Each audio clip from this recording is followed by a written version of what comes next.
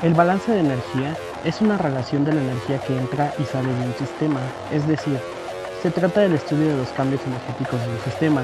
Los balances de energía contabilizan el flujo de energía de un sistema, ya que gracias a ellos podemos determinar los requerimientos energéticos de un proceso.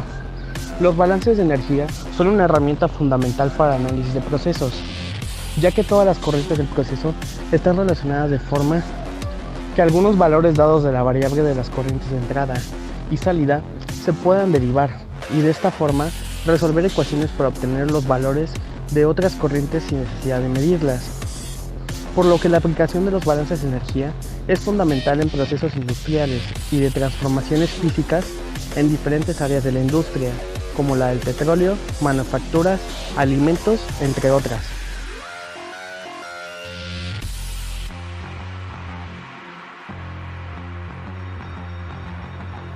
Un gas natural que contiene 95 mol% de metano y el balance de etano se quema con 20% de aire en exceso.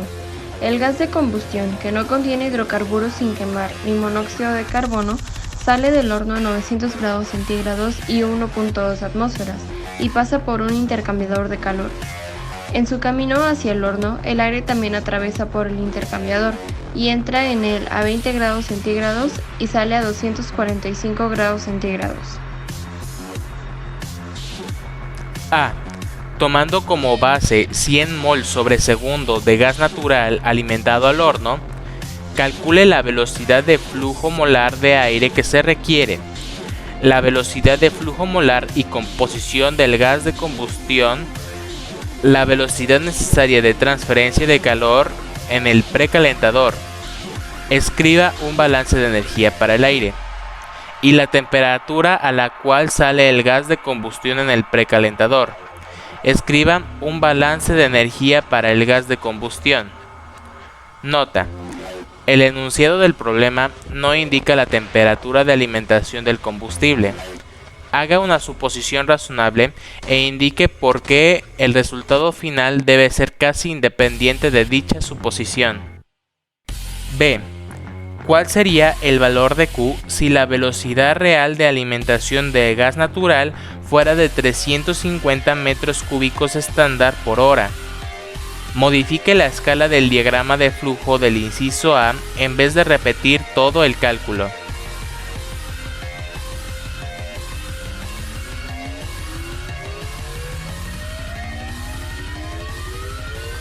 Lo primero que debemos observar es que tenemos como incógnita a la entrada del aire al sistema, pero se nos dice que este tiene un 20% de exceso, lo que significa que la cantidad necesaria de oxígeno para realizar la reacción con el metano y etano se pasa por un 20%. Además de esto, el ejercicio nos da la entrada de 100 mol sobre segundo de gas, el cual se compone en un 95% mol de metano y un 5% mol de etano. Esto en conjunto de las ecuaciones estequiométricas de las reacciones, podemos así determinar la entrada del aire al sistema. Si observamos la reacción del metano con el oxígeno, podemos observar que por cada 2 moles de oxígeno tenemos 1 mol de metano, y multiplicándolo por la cantidad de moles de metano en la entrada del gas, obtenemos que para convertir esa cantidad de metano necesitamos 190 mol de oxígeno sobre segundo. De igual manera, si observamos la reacción del etano con el oxígeno, vislumbramos que por cada 3.5 moles de oxígeno tenemos 1 mol de etano, y multiplicándolo por moles que tenemos de etano en la entrada del gas, tenemos que para convertir 5 moles de etano sobre segundo, necesitamos 17.5 moles de oxígeno sobre segundo. Con estos datos podemos deducir que los moles de oxígeno requeridos para el sistema son 207.5 moles de oxígeno sobre segundo. Con esto podemos hacer uso de la siguiente ecuación, donde sustituyendo los datos que conocemos en la ecuación, obtenemos que el oxígeno que entra al sistema es de 249 moles. Ahora, para conocer la cantidad de nitrógeno que entra al sistema, solo es necesario hacer una regla de 3 de la siguiente forma. Claro, dando por hecho que el aire se compone por 79% de nitrógeno y 21% de oxígeno, con lo que obtendremos 936.7142 moles de nitrógeno sobre segundo. Por último, obtenemos la entrada del aire del sistema sumando los moles de nitrógeno y oxígeno, dándonos como resultado 1185.7142 moles de aire sobre segundo. Para calcular la salida del gas de combustión del horno, comenzaremos por calcular las composiciones de este. Nosotros calculamos la composición de dióxido de carbono tomando en cuenta que para generar un mol de dióxido de carbono necesitamos un mol de metano y que un mol de etano me produce 2 moles de dióxido de carbono, por lo que al multiplicar y despejar las cantidades de metano y etano con su respectiva ecuación, obtendremos que la composición de dióxido de carbono es de 105 moles de dióxido de carbono sobre segundo. Para conocer la composición de agua en la salida del horno, tomamos en cuenta que para generar 2 moles de agua necesitamos un mol de metano y que un mol de etano produce 3 moles de agua, por lo que multiplicamos y despejamos las cantidades de metano y etano en la entrada del horno con su respectiva ecuación y lo sumamos, obtendremos 205 moles de agua sobre segundo. Ahora, para calcular la composición de oxígeno, tendremos una entrada de 249 moles de oxígeno sobre segundo, a la cual le restaremos las cantidades de metano y etano multiplicadas por su respectiva equivalencia de oxígeno, con lo que obtendremos la cantidad de 41.5 moles de oxígeno sobre segundo. Por último, para la composición de nitrógeno, debemos de tomar en cuenta que es una reacción de combustión la que sucede en nuestro sistema, y que el nitrógeno no tiene participación en la reacción, por lo que al final obtendremos la misma cantidad de nitrógeno que teníamos en la salida del precalentador y entrada al horno, por lo que obtendremos 936.7142 moles de hidrógeno sobre segundo. Así que solo nos restaría sumar estas composiciones para obtener la salida del horno, resultando en un flujo de 1288.2142 moles sobre segundo. Para realizar este balance, primeramente debemos visualizar qué cambio sufre el aire al entrar al precalentador. En este caso, el aire solo es calentado, pasando de 20 grados centígrados a 245, por lo que haremos uso de la capacidad calorífica a presión constante, la cual será integrada y evaluada de 20 a 245 grados centígrados, y finalmente será multiplicada por el flujo de aire. La ecuación del Cp de aire se define como 28.94 por 10 a la menos 3, más 0.4147 por 10 a la menos 5t, más 0.3191 por 10 a la menos 8t cuadrada, menos 1.965 por 10 a la menos 12t cúbica. Integrando estos valores y evaluándolos, obtenemos 6.6489 kJ sobre mol de aire, y multiplicándolos por el flujo de aire, que es igual a 1185.7142 mol de aire sobre segundo, obtenemos que el calor del aire es igual a 7883.6951 kJ.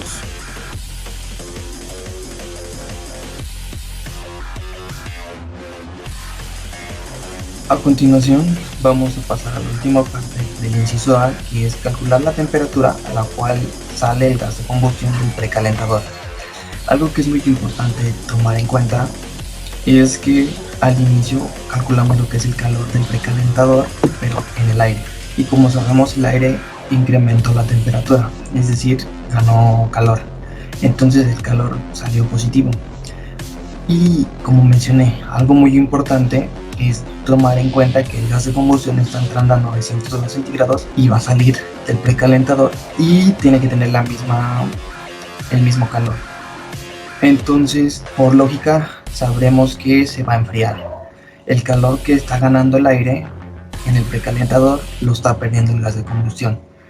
Es decir, si tuvimos en el aire un calor de 7883.6951, en el precalentador, en la parte del gas de combustión, vamos a tener lo que es un calor de menos 7883.6951, ya que el calor que desprende el gas de combustión ayuda a que se caliente el aire en el precalentador.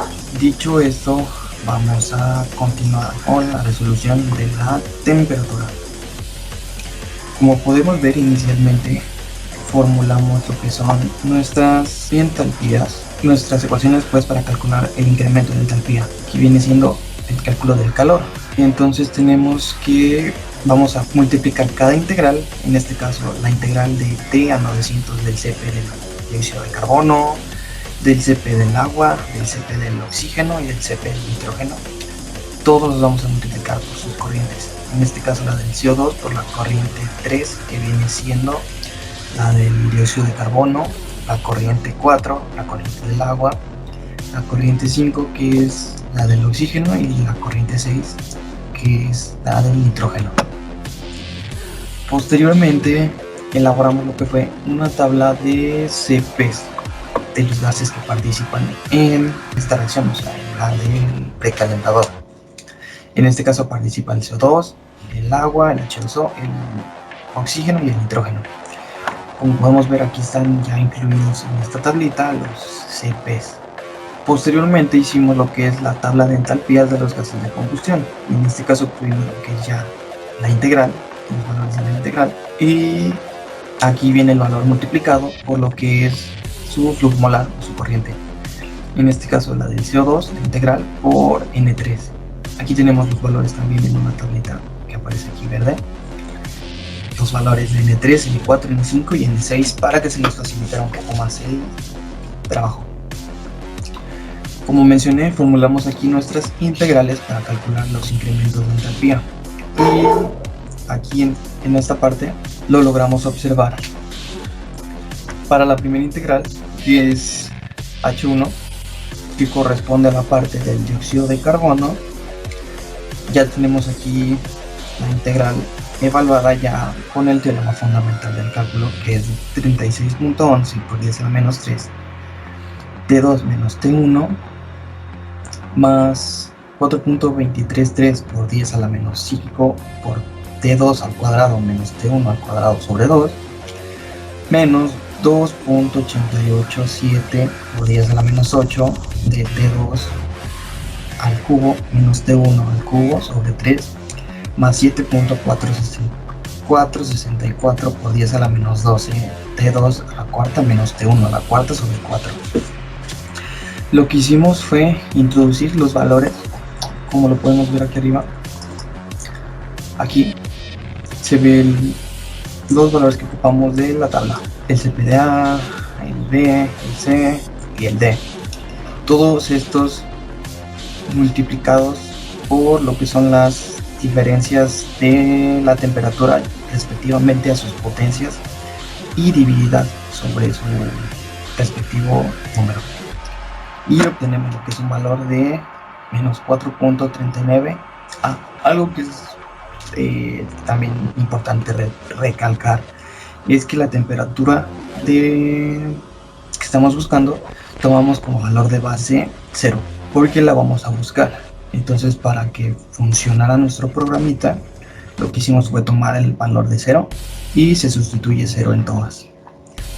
Posteriormente realizamos lo mismo para la integral 2 de la entalpía 2 y obtuvimos lo que es el valor de menos 3.42. Después menos 3.42 por 10 a la 1. De ahí usamos lo mismo para la entalpía 3, obtuvimos un valor de menos 2.96, y para la entalpía 4 igual usamos lo mismo. Todos estos valores que obtuvimos aquí los vemos reflejados en la tablita que tenemos aquí de entalpías, como lo mencioné antes. Entonces vemos que tenemos lo que es menos 4.39, que está aquí en un inicio, menos 3.42 menos 2.96 y menos 2.69 por 10 a la 1. Posteriormente vamos a realizar lo que es la suma que se obtiene de los moles, en este caso del flujo molar, por la entalpía de cada corriente. En este caso ocupamos lo que es la suma, obtenemos lo que es este valor, lo pegamos y lo hacemos general, obtenemos lo que es un valor de menos 38.980.17476, y lo que estamos buscando es un valor de 7.883.6951, pero como lo dije antes, tiene que ser negativo porque el calor del gas lo está perdiendo. Entonces, para calcular lo que es la temperatura 2, usamos lo que es una herramienta de aquí de Excel, que nos vamos al apartado de datos, en análisis de hipótesis y buscar objetivo. Y aquí lo que hacemos es definimos una celda, va a ser esta, la del calor del gas, con un valor de menos 7.883.69, y cambiando la celda que viene siendo el valor de T2. Me parece que al momento de hacer la grabación no aparece, pero voy a adjuntar una foto para que puedan ver cómo aparece la ventanita y cómo se llenan los datos.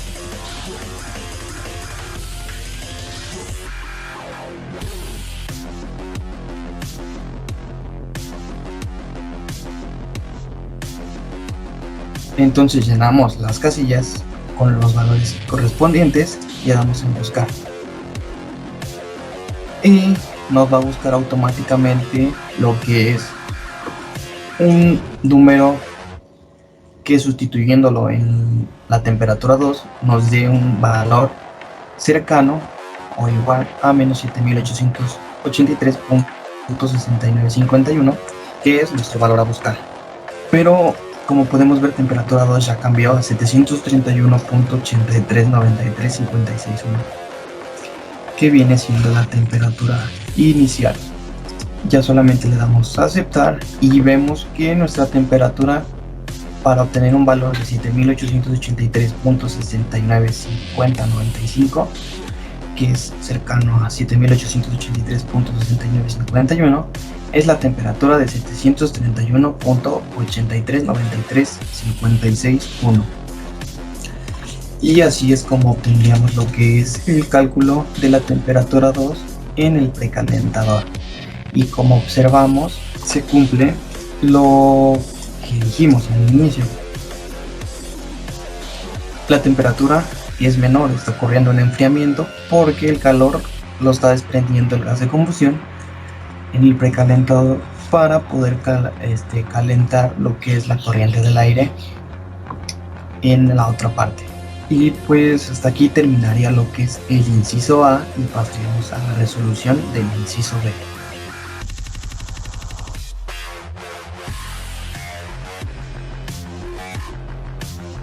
Para realizar la resolución del inciso B, observamos que se nos presenta el cambio en la entrada del gas natural, pasando de 100 mol sobre segundos a 350 metros cúbicos estándar sobre hora, por lo cual transformaremos este último dato a moles sobre segundos y calcularemos su escala dividiéndolo por el flujo que tenemos en un principio, dándonos como resultado 0.0434. Por lo que si nosotros queremos calcular Q, debemos multiplicar este valor por la Q que tenemos anteriormente, el cual es de 7.883.6951 kilowatts. Dicha multiplicación nos dará como resultado 342.1523 kilowatts.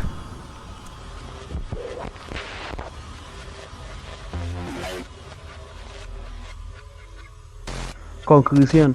El balance de energía es el estudio del intercambio de energía que tiene un sistema con el ambiente y los cambios físicos y químicos que pueden acarrear dicho balance, que alteran en gran medida el intercambio de calor.